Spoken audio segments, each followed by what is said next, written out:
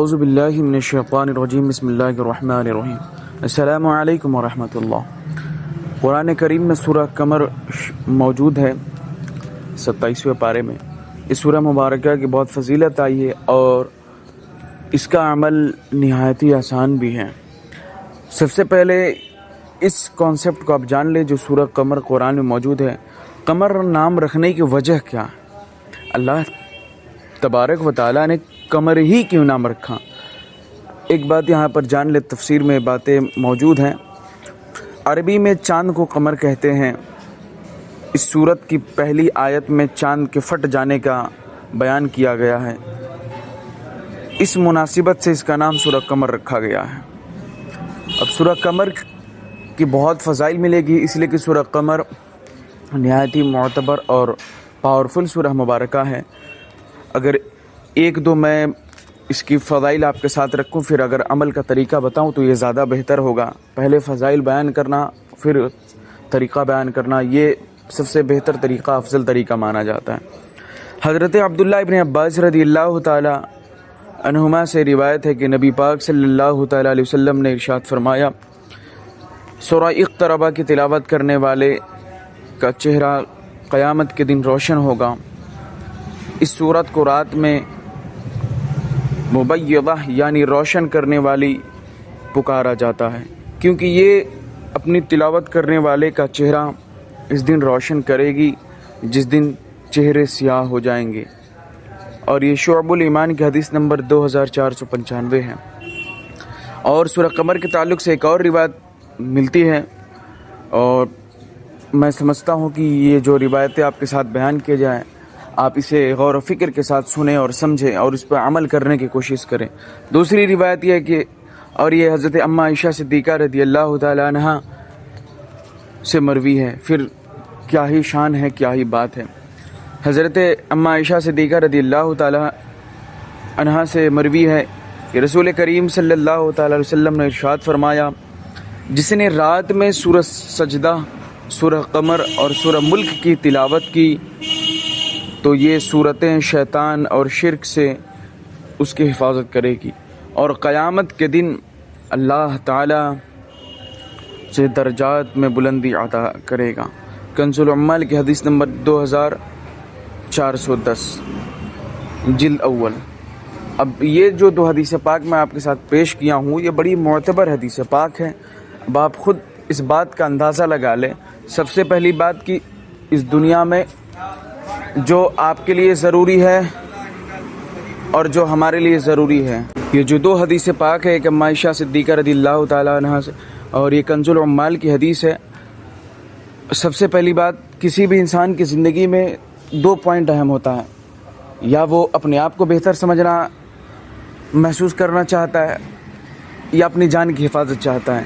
تو اس حدیث پاک سے بات واضح ہو گئی کہ انسان کی زندگی اور انسان کی جان کی حفاظت بھی کیا جا رہا ہے، اور ان میں 3 سورہ مبارکہ کا نام شمار کیا گیا ہے۔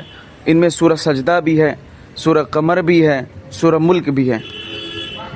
ویسے بھی سورہ ملک کی بہت فضیلت آئی ہے، لیکن اس میں سورہ سجدہ اور سورہ قمر بھی ہے۔ شیطان سے بھی آپ کی حفاظت ہوگی اور بری چیزیں اور شرک سے بھی حفاظت، اور قیامت کے دن درجات کو بلند کیا جائے گا۔ تو پھر کیا ہی اچھی بات ہو سکتی ہے۔ اب جو عمل کا طریقہ، جو پروسیس ہے، وہ نہایت ہی آسان ہے۔ آپ پروسیس سن لیں، پروسیس کوئی ہارڈ نہیں ہوتا۔ ہم جو بھی پروسیس بتایا جاتا ہے اکارڈنگ ٹو شریعہ، اور جو بھی پروسیس آپ کے ساتھ میں شیئر کرتا ہوں اس میں آسانی رہتی ہے، اور اس میں نماز کی پابندی ہوتی ہے، نماز شرط ہوتا ہے۔ یہ عمل جو آپ کریں گے وہ ہے مغرب بعد کا، مغرب کی نماز پڑھ کر، چاہے آپ وہیں کریں یا گھر آ کر کریں، مرضی آپ کی ہے، لیکن نماز کے بعد ہی کرنا ہے یہ عمل۔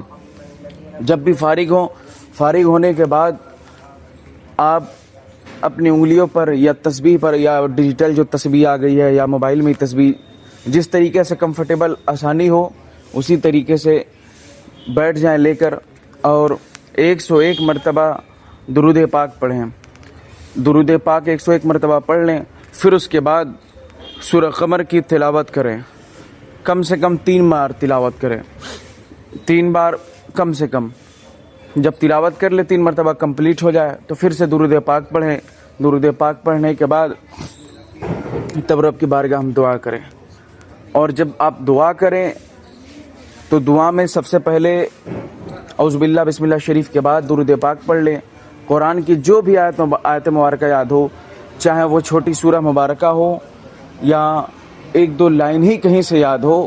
ویسے اگر نماز پڑھتے ہوں تو چند سورہ مبارکہ، سورہ فاتحہ شریف تو ضروری یاد ہوگی، تو وہ ضرور پڑھ لیں. چند سورہ مبارکہ کی آیت پڑھ لیں یا کوئی دعائیہ آیت پڑھ لیں. آیت پڑھنے کے بعد جب دعا مانگیں گے اور دعا میں اپنے لیے جو بھی معاملات ہوں گے یا جو بھی مانگنا ہوگا وہ مانگ لیں. اس کے بعد جو ملک ہندوستان کے حالات ہے اس پر بھی آپ کو تھوڑی سی توجہ دینی ہے اور اس کے لیے بھی دعا کرنی ہے. ساتھ ہی ساتھ جو بھی ہمارے علماء، ہمارے اکابرین کو قید خانوں میں رکھا گیا ہے، جیسے مولانا قمر غنی عثمانی صاحب، ان کا جرم یہی تھا کہ بس یہ عاشق رسول تھے. ان ظالموں نے انہیں بھر دیا قید خانے میں. تقریباً 4 سال کمپلیٹ ہو ہی جائیں گے. اب ان کے لیے دعا کریں، ہمارے قوم کے بچوں کے لیے، قوم کے بچیوں کے لیے، ملک کے امن، سکون و سلامتی، خوشحالی کے لیے دعا کریں. ان ساری چیزوں کو خاص خیال رکھیں اور اپنی دعاؤں میں مجھے بھی شامل رکھیں، اس لیے کہ میں اپنی منزل پر آ گیا ہوں، جس مقصد کے لیے میں آگے بڑھا تھا، تاکہ یہاں پر میں جس مقصد کے لیے آیا ہوں وہ مقصد پورا ہو. یہی سارا عمل تھا. اس میں کوئی ہارڈ عمل نہیں ہے، کوئی ایسی بات نہیں ہے جس کی وجہ سے آپ پریشان ہو یا آپ کر نہ پائیں. مجھے تو لگتا نہیں کہ کوئی ایسی چیز ہے اس میں کہ آپ جس میں پریشانی آپ کو محسوس ہو یا جھجک. تو جا کر یہ عمل کریں اور دوسرے احباب تک ضرور پہنچائیں. اسی لیے کہ میں کبھی کہتا نہیں ہوں، لیکن جب آپ دوسروں تک پہنچائیں گے تب یہ بات ان تک بھی پہنچے گی اور وہ بھی انشاءاللہ تبارک و تعالی یہ عمل کریں گے جس عمل کے ذریعے ان کی پریشانی اور ان کے اوپر جو آفات و مصائب ہے وہ مصائب ٹل جائیں گے. جزاک اللہ خیر کثیرہ. اور ساتھ ہی ساتھ جو مسائل والا چینل ہے یعنی صابر انور رحمانی، اس پہ 1-2 دن سے ویڈیو اپلوڈ نہ ہونے کی وجہ یہ تھی کہ میں سفر میں تھا. سفر میں آنے کی وجہ سے تھک گیا تھا، اسی وجہ سے اپلوڈ نہیں کیا. لیکن انشاءاللہ اب اس پہ بھی دھیرے دھیرے اپلوڈ کیا جائے گا انشاءاللہ. اور اسے بھی ضرور چیک آؤٹ کر لیں، ڈسکرپشن میں لنک ہے. جزاک اللہ خیر کثیرہ. السلام علیکم ورحمۃ اللہ. اور ڈسکرپشن میں خصوصی طور پہ جو بھی معاملات چل رہے ہیں وہ بھی لنک ہے، جیسے کہ آقا جان رحمت صلی اللہ تعالی علیہ وسلم کے نام مبارکہ کو لے کر وہ بھی چیک آؤٹ کر لیں. اور ایک مسلم نوجوان بریلی شریف کا جسے بھارت گورو رتن سے بھی نوازا گیا، وہ 2023 میں اسے نوازا گیا تھا. وہ کون ہے، اس کی زندگی کو آپ تھوڑا سا ریڈ کریں، تھوڑا سا پڑھیں یا ویڈیو کی شکل میں اپلوڈ کیا ہوں اسے ضرور دیکھیں، بہت فائدہ حاصل ہوگا. السلام علیکم.